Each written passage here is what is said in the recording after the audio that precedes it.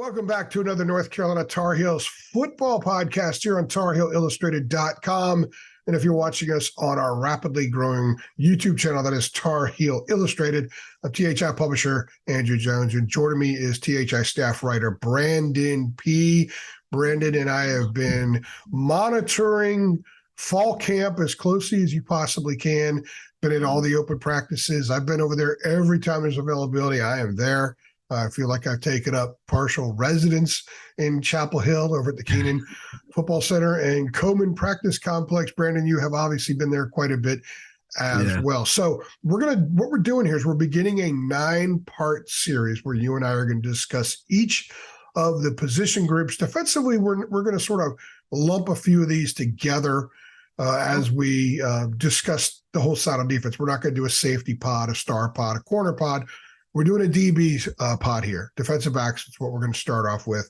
And we'll eventually go over to offense and also do one on special teams. So, Brandon, when you've been in a couple of the practices, when we look at Carolina's secondary, not a lot of chatter so far, and we're 2 weeks into fall camp, about the secondary. There's a ton of talk about quarterback, wide receiver, running back, defensive line's getting a lot of talk. The jack position is getting a lot of talk, but not a lot about safety, corner, a little bit about star. So when we look at the secondary, there are a couple of obvious names over there, guys like Grimes, Biggers, Kelly, obvious ones we've seen, Duck, who's sort of in limbo right now. When you think about the secondary, what's the one concern and primary concern of yours that jumps out regarding the secondary? And after that, I want you to hit on what you think is the primary positive going on in the secondary.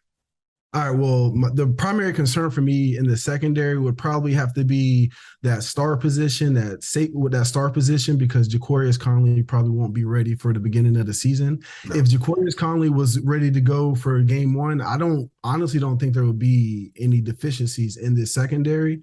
Because if you look at, I think the reason why we haven't talked much about the secondary this offseason is because this secondary has the least amount of questions in it. Because pretty much everybody's coming back. You got Tony Grimes, who's over 1,000 snaps in his career. You got Storm Duck, who has over 800 in his career.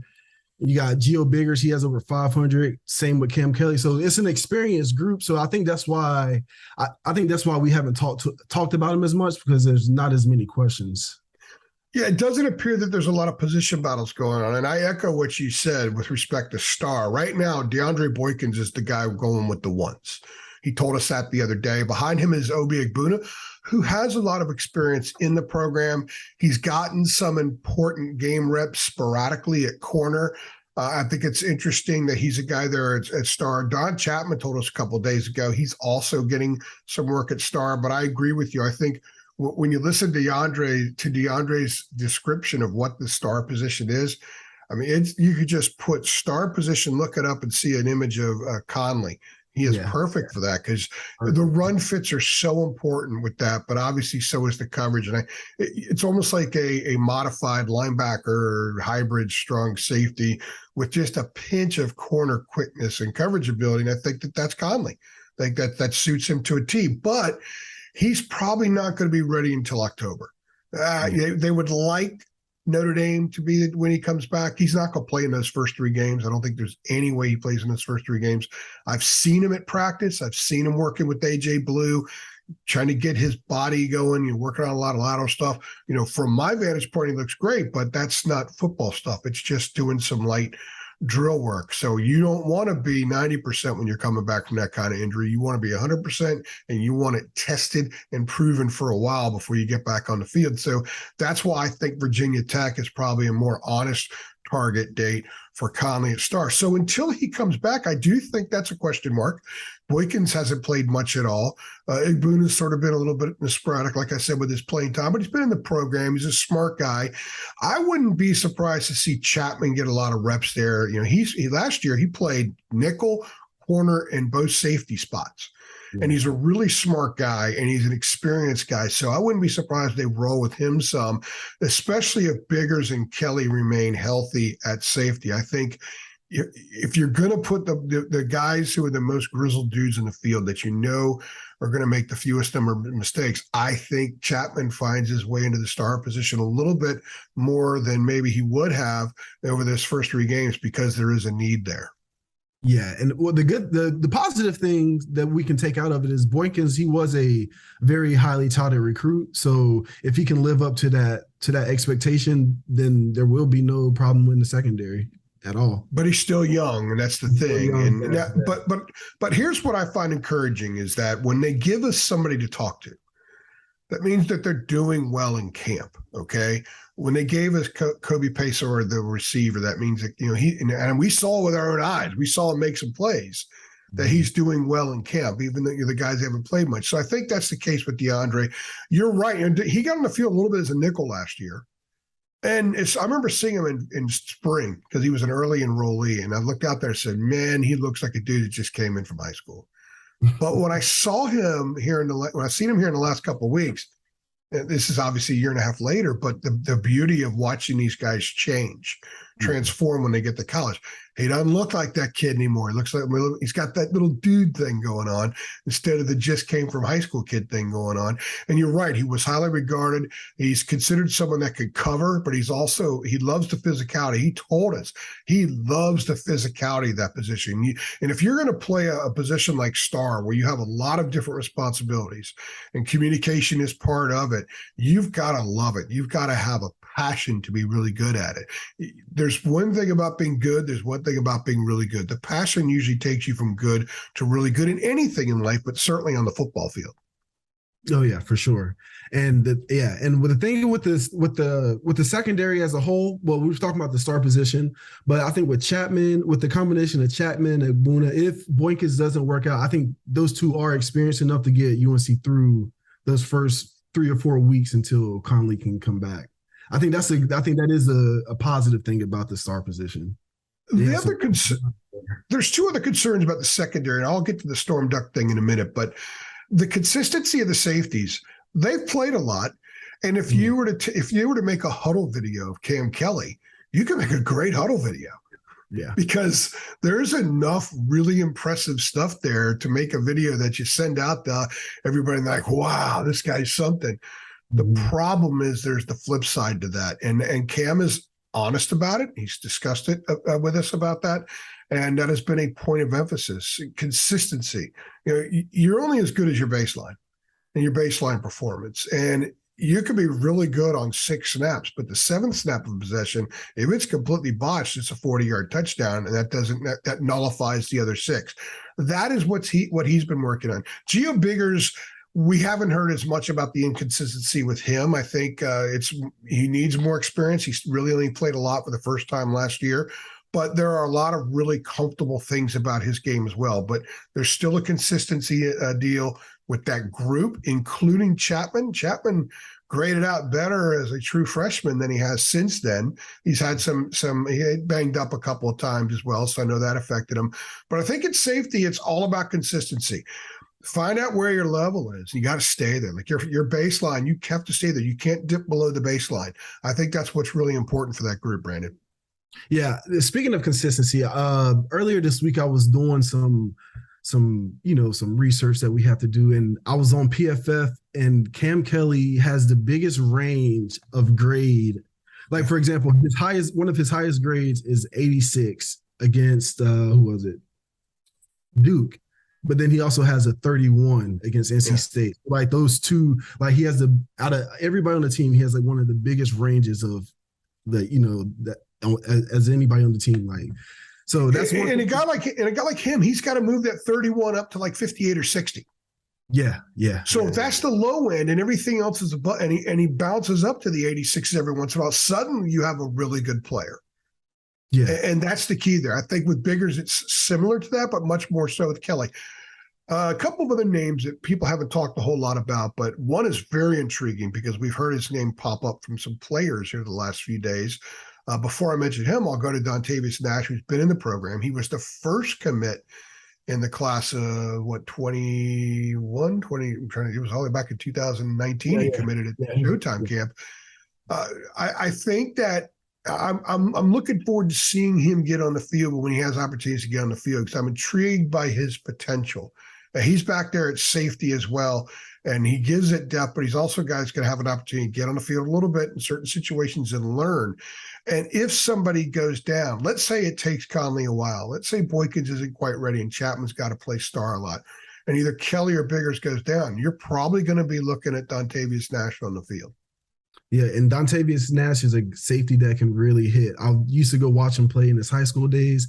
He really enjoys getting in the box and helping stop the run. And at the end, like you said, for that star position, that's perfect because you got to be good at coverage, but you also have to fit the run. And I think Dontavious Nash could develop into that guy. He probably have to gain a little bit more weight right now, but he does have the intangibles to eventually develop into a guy that could play that star position. I definitely agree with you on that. I'll tell you what, the last few days when we're talking to players, unsolicited, well, I mean, no one, the media hasn't mentioned them. The players have mentioned when they're asked about guys that are opening eyes, who's really surprised you. Will Hardy's name's coming up, true freshman out of Georgia. He was one of the last commits in the class of 22. And he's someone that Dina kept telling me, and I'm going to channel her accent here, Brandon, so forgive me. Andrew, he's so underrated. He ought to be a 4-star and all that kind of stuff. And so far, he's showing out. I mean, guys are talking about his size, his physicality, his athletic ability. He's a strong safety type dude with bounce. I've had some people say that there's a possibility this kid could end up moving to linebacker. Maybe he could eventually be a jack. I don't know if he's long enough to be a jack, but he looks the part. I saw him last week just doing, fooling around a little bit. I wouldn't say fooling around, throwing the ball around, having some fun with you guys, had the helmet off. It was after practice. We were waiting for interviews. And I remember telling someone from Carolina, I was like, wow, that's Will Hardy. He just kind of jumps out at you. He doesn't look like he could have just showed up, but he did just show up. And Cedric Gray told us on Wednesday, he said, Will Hardy's going to get on the field. He's going to get on the field this year. He's going to help us win games. Yeah, I agree. When I saw Will Hardy at the open practice, I was shocked about how big he was. I didn't realize he was 6'2", 205. Like, it's listed, but it's like he's every inch. He looks bigger. Yeah, every inch and every pound of it. Like he looks bigger. I agree with you. I do believe, because he has the broad shoulder frame where he could add on as much weight as he wanted to, and he could definitely transfer to a linebacker one day. And he has great ball skills. He led the state of Georgia in interceptions last season. So it's like, he's probably a very underrated prospect coming out of high school. And it looks like the Carolina got a treasure, a diamond in the rough.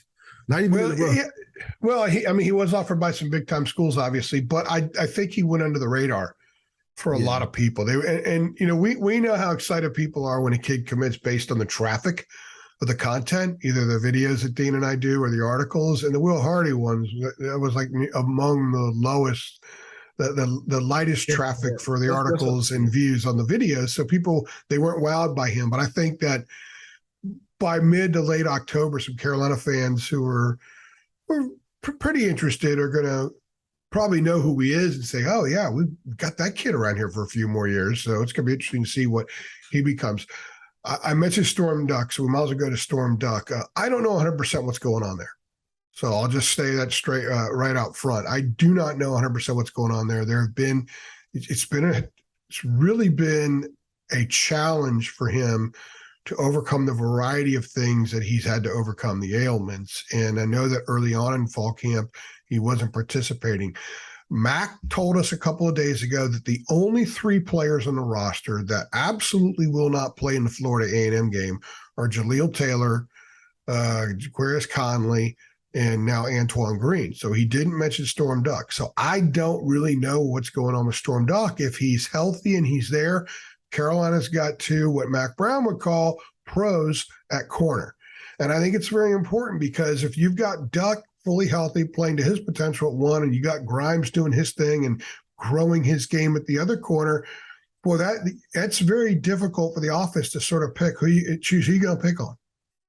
Because you don't really want to pick on either one of them. But if you got Grimes at one corner, you don't have Duck, and let's say it's legend Cavazos, the kid from Ohio State, or maybe it's Dante Balfour, who's just in his second year, I know that even Marcus Allen's been getting a little bit of praise in camp. I think it becomes sort of sketchy a little bit over there at that other corner, what they're going to do. I mean, Egboon has played some corner. They can maybe move him back. They could slide Chapman over there because he played some last year. I think for this defense to be what a lot of people think it can be, they need Duck to be healthy and giving them 90% of the reps at corner in games. And obviously they need Grimes on the other side. Yeah, 1,000%. Storm Duck makes the defense so much better because when you have two corners who can take away half of the field, you can take away the whole field essentially. But playing a full season has proven to be difficult for, getting through a full season has been proven to be difficult. So I don't know if that's something UNC can depend on, Storm Duck going the whole season. Obviously you always hope for a kid to be able to play the whole season. If he does, yeah, I feel like this defense, that takes the defense to another level. And if he doesn't, they might have to do stuff to compensate for that side of the field. So it'll be interesting to see if he can. I mean, they've never mentioned him with an injury in the press conferences, so it'll be interesting to see if he actually goes. Well, they don't, unless a guy's out for a while. They generally stay away from that kind of stuff, as you know. And I just think with Duck, there's been a hesitance to give information about him for 2 years now, basically going back to October of 2020. And I get it. I understand why. And I don't push it. We don't need to know everything. It's not our business to know everything about these kids. So what we do know is that he wasn't working out early on. We have not been able to watch practice the last week or so. We were supposed to see the first half in full pads, the first day in full pads on Thursday. They ended up adjusting practice, so they were only going to be in full pads for the second half of practice, and they didn't want us in for that half. They were only going to let us see half the practice. So then they moved it to Monday, and for a variety of reasons, they decided that, we're going to push this back as well. Max said that, we wouldn't have seen everybody in the spots they're going to eventually be in. I'll describe it like that, basically, is what he said. So hopefully we have a chance to get in the next week or so to see them in full pads, and I'll see if Duck's out there. The first thing I'm going to do is look and see if he's out there, to be honest with you. So we don't have a lot of information on that, and we're going to try to get some more information on him. I do think Balfour is interesting. He actually looked pretty good in some of the stuff we watched, some of the 7-on-7. And I know they like him a lot. He's back there returning punts. He's not the primary punt returner. That's still Josh Downs. We'll talk special teams. My point about that is they like his athletic ability. They like his balance. They like his ability to make stuff happen. And I think you have to have a certain personality to be a punt returner. There are two approaches to punt returning. One is let's make something happen. Two is just secure the ball. Yeah, go down and let the offense take the field. and I don't think Carolina's approach is just secure the ball. I think it was, but I don't think it is. I think they want Downs being an explosive guy, sort of like Newsome was at times and like Switzer was at times. And I think that the description I've heard about Balfour is he's that kind of guy. That applies to corner because you need that kind of attitude at corner. And my understanding is he has that kind of attitude. He's a year into the program now, and he's another guy that is they say is better than what the recruiting rankings had him at. I think he was just a 3-star kid. Yeah, I agree. When I was watching him in practice, it was funny to see because he's so long, like he's well over 6 feet. He has long arms, like he looks like a dude, as you would say. And he would make 4 good plays, and then he would just make 1 bad play and get chewed out. And it's just like, he got to start over. And but I understand it though, because when you're playing corner, like it's not like receiver where you can make 3 catches and then you drop one. It's not that big of a deal. At corner, if you make 3 good plays and then you make a bad one, it could end up in a touchdown. So I understand why the coaches were on him so hard, but it was just funny to see like the growth. I think as the season goes on, he's going to continue to get better and better as he gets more reps, especially depending on what happens with Duck. And I think by the end of the season, the Dante Balfour we see at the end of the season is going to be completely different from the guy that we see right now.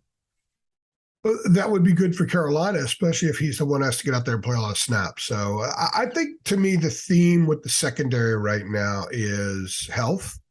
Health. Yeah. If you were to list, let's say they're all fully healthy, and you were to rank the best, most talented guys in all 3 parts of the secondary, Duck and Conley would be in the top 3. For sure. And they're not. And right now they're not out there. or at least Duck hasn't been out there. Conley is not as far as doing the full stuff. He's not cleared. He's not going to be cleared for a while. And Grimes, admittedly, hasn't played to his potential. And I think the big jump that's expected for him is between sophomore and junior year. I had a really good exchange with him last weekend over at the football center about dealing with the pressure he had coming in, about, the press clippings, big head. He used the term big head. So I asked him, I said, did you have a big head? He's like, well, not really. But, I think sometimes 5-star kids, especially when they go somewhere that's not used to getting 5-star kids, they try to be that 5-star guy too soon instead of simply appreciating the process and diving into the process, because the process is there with everybody, with everything. And sometimes kids try to get ahead of the process. And that's when they make mistakes and when they're inconsistent. And Tony was inconsistent last year. And he'll be the first one to tell you that.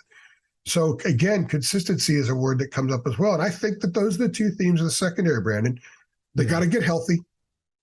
They got to get healthy because there's some dudes out there that we don't know a lot about, and you never know until you throw them into action and put them into positions where they could get burned or make big plays. And you see how consistently they do that. The other word is consistency. The secondary needs to be more consistent. I think with the simplified approach, I think with the simplified communication, Cam Kelly isn't going to get two different things that he has to determine what needs to be called out there. When he communicates with the corners, they're going to know that there are times when the corner overrules the safety and when the safety overrules the corner. The simplification with everything should make this group better, especially given the fact that these are a lot of kids, for the most part, if healthy, these are a lot of kids who have played a lot of football. Secondary should be pretty good if all the boxes are checked. But I'm not sure all the boxes are going to get checked, at least for a while. That's where those first 3 games come in very handy for this team, games they should win. And I know going to Boone's going to be really tough, and I think going to Atlanta is going to be sneaky tough. But this is an opportunity, if they don't have some of these guys, they certainly won't with Conley, to get some dudes up to snuff. Yeah, for sure. For sure. Going to Boone will be a tough game, but I'm pretty sure Vegas will have them favored to win that one. Vegas. Yeah. They'll be defeated. Does Vegas even matter in that stuff anymore? There's lines all over the place. There's all kinds of betting services. Your final thoughts on the secondary? Final thoughts on the secondary. So it's an experienced group. Like we said, ad nauseum, it depends on health. And that's funny. I didn't even think of. We did say it ad nauseum. Huh?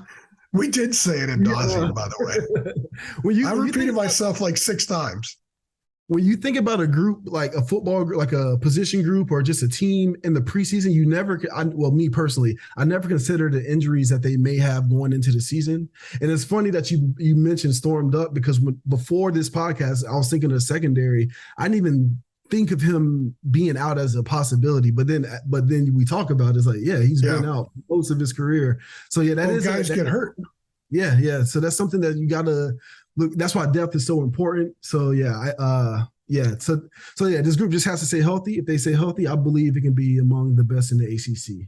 Well, and Carolina's secondary has experienced a tremendous number of injuries the last few years, especially at corner. So if that pattern holds, then a lot of these names that people don't know a whole lot about or dudes are going to be out there on the field, and you're going to have to sink or swim with them.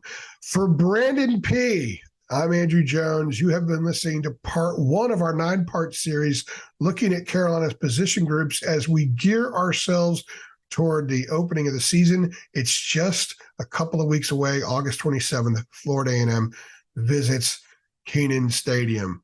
He's Brandon. I'm AJ. Thanks for stopping by. Thank you.